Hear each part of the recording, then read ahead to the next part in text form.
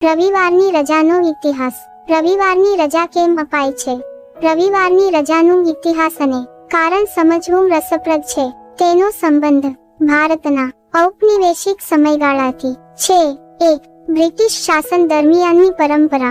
British રાજ દરમિયાન રવિવારને સાબતનો દિવસ સેબથ day તરીકે માનવામાં આવતો હતો. યહૂદી અને ખ્રિસ્તી ધર્મમાં રવિવાર આરામનો અને ધાર્મિક પૂજાનો દિવસ છે.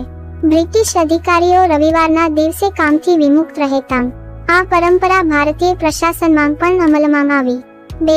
લાલા લજપત રાયનો પ્રભાવ.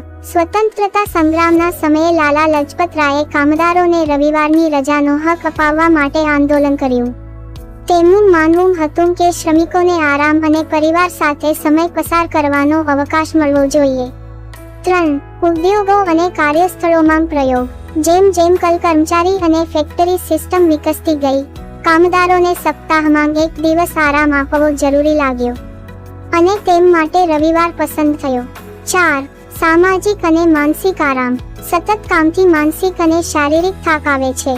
એથી સપ્તાહમાં એક દિવસ રજા આપવાથી લોકો પુનઃસર્જિતા થઈ શકે છે. રવિવારની રજા આપણને બ્રિટિશ કાળથી પરંપરાગત રીતે મળતી આવી છે અને તેનો હેતુ છે આરામ, પુનઃઉર્જા અને ધાર્મિક અનુષ્ઠાન માટે સમય આપવો.